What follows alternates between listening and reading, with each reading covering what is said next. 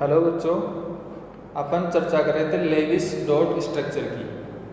वो कंसेप्ट अपना क्लियर हो चुका। उसमें क्या कमी थी कि लेविस डॉट स्ट्रक्चर जो लुईस के द्वारा दी गई थी वो किसी अणु की आकार के बारे में बताता है, शेप के बारे में बताता है। लेकिन लेविस डॉट स्ट्रक्चर जो थ्योरी है वो मॉलिक्यूल की जो ज्योमेट्री है, ज्यामिति, उसको नहीं समझा पाया। तो उसके बाद में अगली थ्योरी आई संयोजकता बंध सिद्धांत, वैलेंस बॉन्ड थ्योरी, वीबीटी। तो वीबीटी संयोजकता बंध सिद्धांत, इसकी खोज सर्वप्रथम यानी कि इस सिद्धांत का प्रतिपादन किया हाइटलर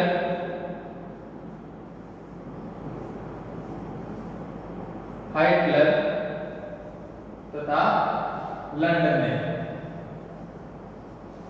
और इन दोनों वैज्ञानिकों ने सबसे पहले हाइड्रोजन अणु जो था उसको लेकर प्रयोग किया इन्होंने, और हाइड्रोजन अणु के बारे में बताया कि हाइड्रोजन अणु जो है उसकी बॉन्ड एनर्जी और बॉन्ड लेंथ की काउंटिंग की हाइटलर और लंदन ने। यानी कि एग्जाम्पल के रूप में इन्होंने सर्वप्रथम हाइड्रोजन अणु को लिया, उसकी बॉन्ड एनर्जी और बॉन्ड लेंथ की कैलकुलेशन की। इस सिद्धांत को बाद में आगे बढ़ाया, विकसित किया इसने पॉलिंग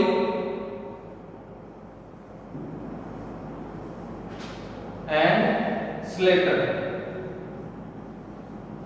पॉलिंग एंड स्लेटर ने वीबीटी जो कंसेप्ट था उसको आगे बढ़ाया। यानी कि हाइड्रोजन अणु जो था उसके अलावा जो बड़े मॉलिक्यूल्स हैं उनकी भी बॉन्ड एनर्जी और बॉन्ड लेंथ की गणना की। तो वीबीटी के लिए जो इन्होंने सिद्धांत दिए थे उनको अपन सीक्वेंस से देखते चलेंगे। सबसे पहला जो सिद्धांत था, इन्होंने कहा था कि कोवेलेंट बॉन्ड जो है वो कब बनता है, सहसंयोजक बंध कब बनता है, कि इनके अनुसार कोवेलेंट बॉन्ड एटम्स के जो ऑर्बिटल है, एटॉमिक ऑर्बिटल, उनके ओवरलैपिंग करने से बनता है। यानी कि covalent bond is formed by overlapping of atomic orbitals. Atomic orbital जो है परमाणु के कक्षक, उनके आपस में ओवरलैप करने से सहसंयोजक बंध का निर्माण होता है। यानी कि covalent bond is formed by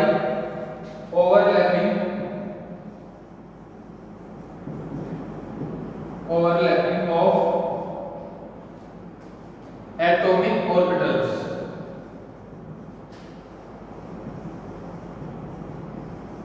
atomic orbitals यानी कि एटॉमिक ऑर्बिटल के ओवरलैप करने से सहसंयोजक बंध का निर्माण होता है। और ओवरलैप होने के लिए सबसे पहली कंडीशन है कि एटम ऑर्बिटल जो है वो बिल्कुल क्लोज होने चाहिए, पास पास होने चाहिए। ऑर्बिटल जितने क्लोज होंगे उनके बीच में ओवरलैपिंग यानी कि जो मिक्सिंग है, ऑर्बिटल्स की मिक्सिंग, एक दूसरे में मिलना, वो काफी ज्यादा हद तक बेटर होगा या ज्यादा आसान होगा। यानी कि जितने ज्यादा क्लोज होंगे ऑर्बिटल्स उतनी अच्छी ओवरलैपिंग होगी और उतना ही ज्यादा मजबूत बॉन्ड बनेगा उनके बीच में। यानी कि ऑर्बिटल्स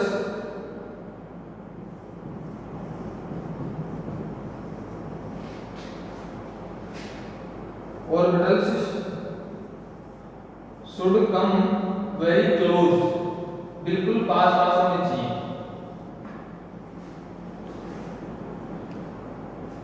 अगला कंसेप्ट था वीबीटी का कि केवल वो ही कक्षक ओवरलैप करेंगे जो अर्ध रूप से भरे हुए हैं, हाफ फील्ड ऑर्बिटल्स ही ओवरलैप करेंगे।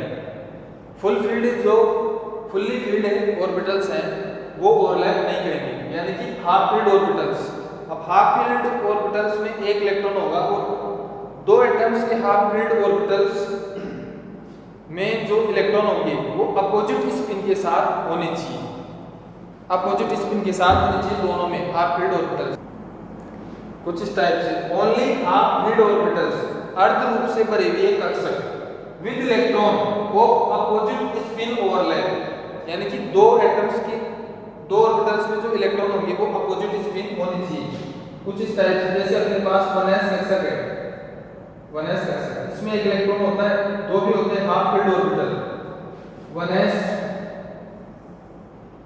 अब इस इलेक्ट्रॉन का स्पिन जो है उसकी अपोजिट स्पिन कुछ इस टाइप से, यानी कि अपोजिट स्पिन के साथ होनी चाहिए ऑर्बिटल्स और हाफ फील्ड यानी कि अर्ध रूप से भरी हुई चीजें उनके बीच में ओवरलैपिंग होगी। अगला कंसेप्ट है अगला है कि ओवरलैपिंग जो है दो ऑर्बिटल्स के बीच में जो ओवरलैपिंग है वो कम होनी चाहिए 50% से, यानी कि 50% से कम ओवरलैपिंग होनी चाहिए दोनों ऑर्बिटल्स के बीच में। 50% से ज्यादा ओवरलैपिंग नहीं होनी चाहिए। तीसरा है ओवरलैपिंग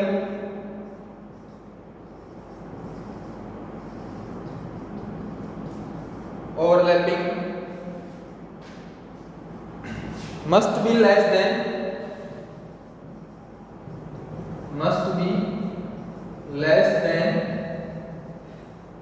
50%। ओवरलैपिंग जो है ऑर्बिटल्स के बीच में वो 50% से कम होनी चाहिए।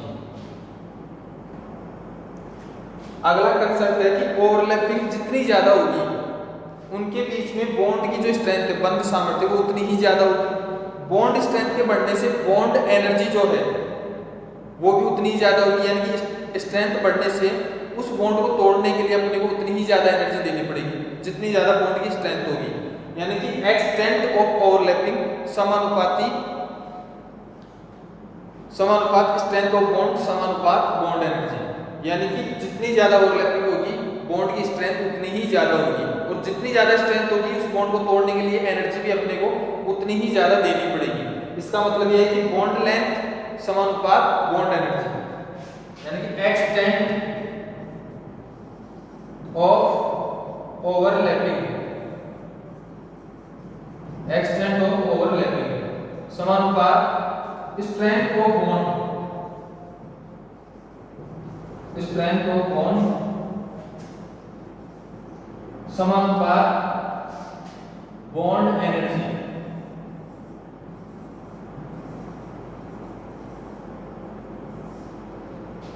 व्युत्क्रमानुपात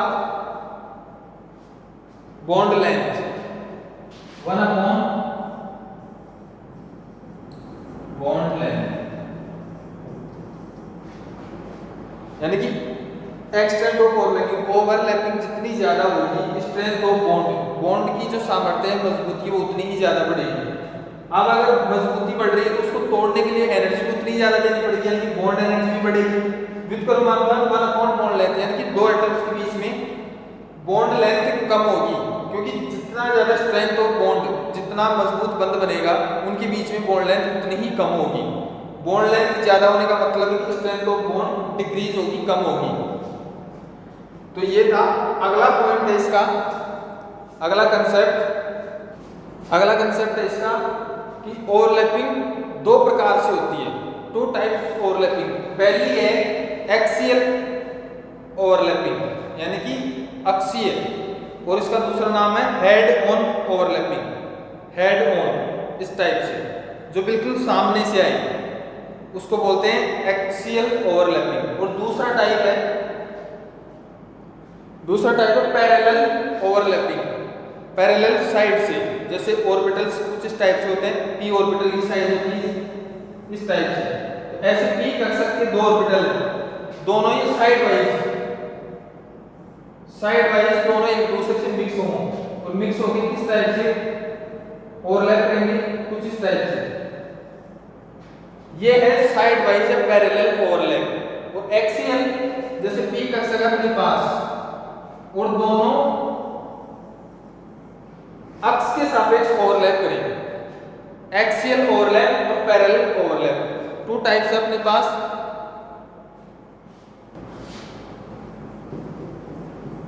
to types of overlapping are possible. पहली है एक्सियल ओवरलैपिंग, और इसको हेड ऑन ओवरलैपिंग भी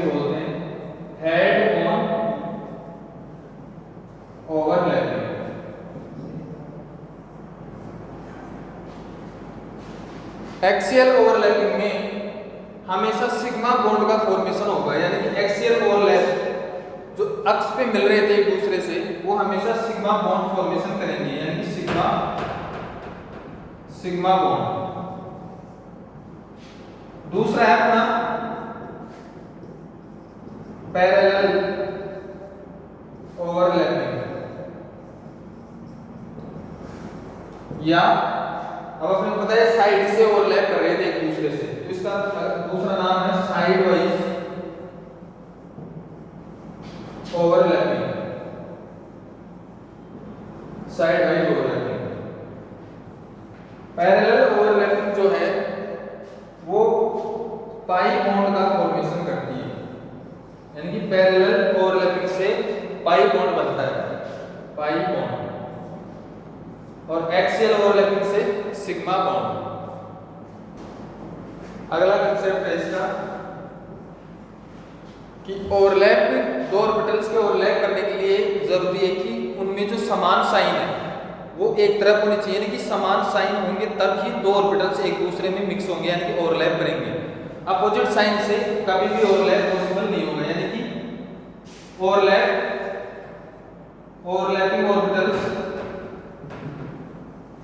overlapping orbitals must have same sign,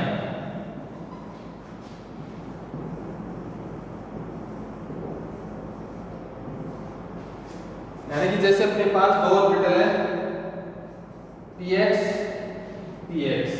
ये मान के चल रहे हैं अपन, तो p ऑर्बिटल की शेप होती है कुछ इस टाइप से, px। अब इसमें अपन मान रहे हैं ये वाला लोब जो है ये माइनस है, ये पॉजिटिव है, ये नेगेटिव है, यानी कि इन दो ऑर्बिटल्स में तब ही ओवरलैप होगा एक दूसरे से जब सेम साइन प्लस प्लस या माइनस माइनस एक तरफ दोनों सेम साइन से एक दूसरे के पास आ रहे हैं, तब ही ओवरलैप पॉसिबल होगी।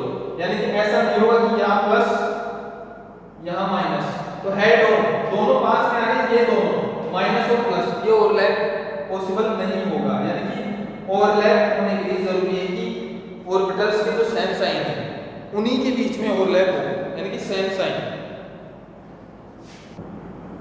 अपन वापस चर्चा करते हैं एक्सियल ओवरलैपिंग की। एक्सियल ओवरलैपिंग ये किस टाइप से होता है, इनके बीच में होता है। सबसे पहले एग्जांपल लेते हैं एस कक्षक की। एस कक्षक की शेप होती है गोलाकार, 1s इसमें कोई इलेक्ट्रॉन मौजूद है, ये पॉजिटिव स्पिन के साथ हाइड्रोजन। अब एस कक्षक जो है वो होता है नॉन डायरेक्शनल, इसकी कोई दिशा नहीं होती, यानी कि ये जो ओवरलैप करेंगे दोनों 1s कक्षक, तो ये किसी भी डायरेक्शन में ओवरलैप कर सकते हैं, किसी डायरेक्शन को वरीयता नहीं देते। क्यों नहीं देते? क्योंकि इनकी साइज जो है वो गोलाकार है। गोलाकार वस्तु की कोई साइज नहीं होती, वो ये किसी भी दिशा को वरीयता देके कहीं से भी ओवरलैप कर सकते हैं, इसलिए ये होते हैं नॉन डायरेक्शनल।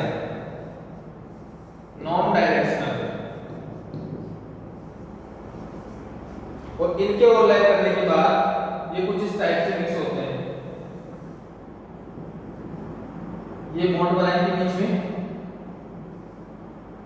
इसको बोलते हैं एस ओवरलैपिंग। और ये जो बॉन्ड फॉर्मेशन हो रहा है दोनों 1s कक्षक के बीच में, ये होता है सिग्मा बॉन्ड। क्यों? क्योंकि दोनों जो एस कक्षक है वो नॉन डायरेक्शनल होते हैं, दोनों गोलाकार होते हैं, तो किसी दिशा को वरीयता नहीं देते हैं। दूसरा इसका इंपॉर्टेंट पॉइंट कि S orbital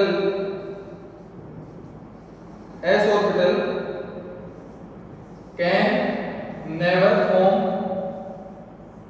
pi bond. S orbital can never form pi bond.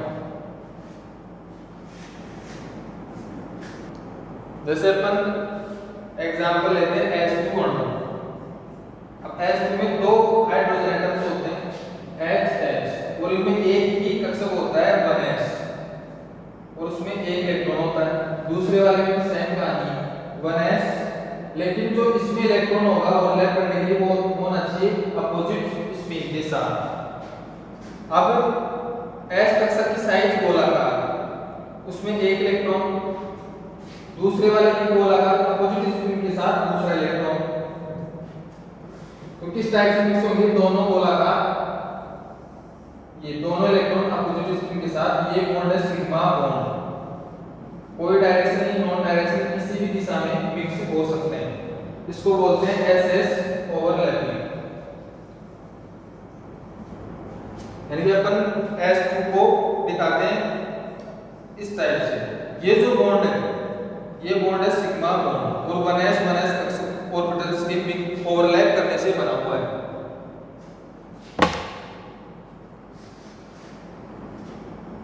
दूसरा टाइप देख रहे हैं अपन, S और P के बीच में ओवरलैपिंग किस टाइप से होती है। अब S कक्षक की साइज गोलाकार और P कक्षक की डंबल के समान साइज होती है। अब इसमें इलेक्ट्रॉन हाइड्रोजन और इसमें पॉजिटिव नेगेटिव, यानी कि सेम डायरेक्शन होनी चाहिए। अब इस डायरेक्शन में ये ओवरलैप करेगा तो इस टाइप से ओवरलैप होगा दोनों के बीच में। ये जो बॉन्ड बना ये बॉन्ड है सिग्मा बॉन्ड और ये ओवरलैपिंग कहलाती है sp ओवरलैपिंग, sp ओवरलैपिंग। इसका एग्जांपल लेते हैं अपन, तो sp ओवरलैपिंग का एग्जांपल है HF, हाइड्रोजन इसका कक्षक 1s और इसमें इलेक्ट्रॉन होता है एक। F फ्लोरीन, फ्लोरीन का इलेक्ट्रॉनिक विन्यास है 1s2 2s2 2p5, orbitals 1s, दोनों इलेक्ट्रॉन इसमें 2s, इसमें भी दो इलेक्ट्रॉन 2p, p कक्षक में तीन ऑर्बिटल px py और pz और इनमें है 5 इलेक्ट्रॉन, यानी कि pz जो है वो हाफ फील्ड है। अब ओवरलैप होगी किसके बीच में? दोनों हाफ फील्ड ऑर्बिटल्स के बीच में, यानी कि 1s कक्षक की साइज होती है गोलाकार और p कक्षक जो है उसकी साइज होती है डबल के समान। और ये p कक्षक कौन सा लिया हमने? pz वाला, और pz में एक इलेक्ट्रॉन है। दोनों को मिक्स होने के बाद इस टाइप से ओवरलैप करेंगे दोनों 1s और 2pz कक्षक, और ये बॉन्ड कहलाएगा सिग्मा बॉन्ड और ये ओवरलैपिंग होती है